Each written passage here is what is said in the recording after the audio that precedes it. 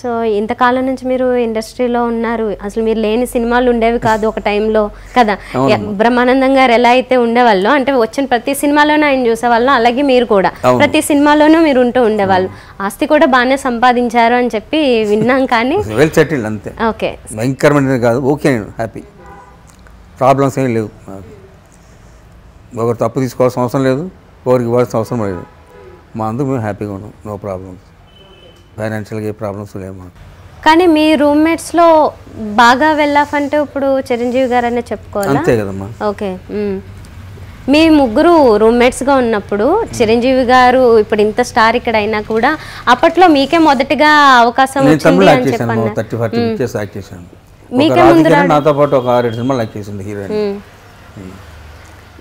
So Chiranjeevi గారు ఉన్నప్పటికీ తెలుగులో రావడం అంటే మళ్ళీ ఎమిటీ మోడ్ బ్రేక్. నాకు ఎమిటీ మోడ్ తర్వాత చాలా పిక్చర్ చేశాను యాక్షన్ తెలుగులో.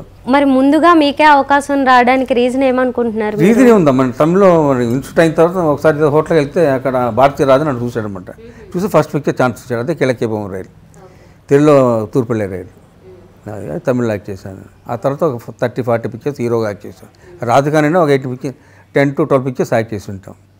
అది తర్వాత తెలుగు రావడం, ఎమిడి మోడు, తెలుగు ఎంటర్ రావడం, తెలుగు అలా కంటిన్యూ. సో హీరోగా ఎంట్రీ ఇచ్చి అన్ని సినిమాలు చేసి అక్కడ ఒక మంచి స్టార్గా ఎదుగుండే వాళ్ళేమో, ఇక్కడ తెలుగులోకి మీరు కమెడియన్గాను ఈ రకంగా చేయడం వల్ల కెరీర్ ఏమన్నా కొంచెం అటు ఇటు వెళ్ళి డిస్టర్బ్ అయింది? ఏ డిస్టర్బెన్స్ లేదండి. ఏ యాక్ట్ చేసినా, ఏ సినిమా చేసినా కూడా హ్యాపీగా చేసుకుంటాను తప్పితే ఇది హీరోగా యాక్ట్ చేయాలి, మళ్ళీ నేను ఇంత అక్కడ హీరోగా యాక్ట్ చేశాను కదా, ఇక్కడ కూడా హీరోగా యాక్ట్ చేస్తే ఇవేమి ఉండేది కాదు.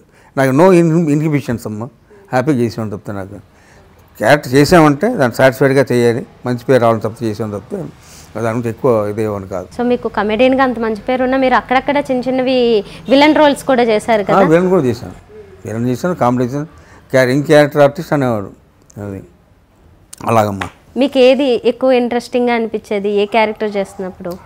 నేను అన్ని క్యారెక్టర్ చేశాను, నాకు ఇద్దమితంగా ఏమీ లేదు. సుస్వాగతం చేసిన తర్వాత అది శుభాకాంక్ష అండి, ఆ పిక్చర్ అన్ని పిక్చర్లు చేసాం, అన్నింటి మంచి పేరు వచ్చింది నాకు. ముత్యాల సుబ్బయ్య గారు, తర్వాత పినిశెట్టి రవిరాజు, వీళ్ళందరూ బాగా ఎంకరేజ్ చేసేవాడు. మీకు పవన్ కళ్యాణ్ గారు బాగానే పరిచయం ఉన్నట్లుంది కదా, ఏమని పిలుస్తారు మిమ్మల్ని ఆయన? అన్నయ్య అనేవాడు. ఓకే, ఏమన్నా అంటే సినిమాల్లోకి ఎంటర్ కాకముందు ఏమన్నా కలవడం, మిమ్మల్ని అడుగుతుండడం ఏమన్నా అలాంటివి తప్పితే సపరేట్ కలవడం లేదు. లియో ఎంటర్టైన్మెంట్ ఈ ఛానల్ని ప్లీజ్ సబ్స్క్రైబ్ చేయండి, షేర్ చేయండి, లైక్ చేయండి. Please subscribe to Leo entertainment. Please subscribe to Leo Entertainment YouTube channel. Subscribe Leo Entertainment channel. Leo Entertainment. Please subscribe this channel. Hi, నేను ఆనంద్ రంగానే. Please subscribe to Leo entertainment. ఇలాంటి interesting videos కోసం తప్పకుండా మా ఛానల్ని subscribe చేయండి.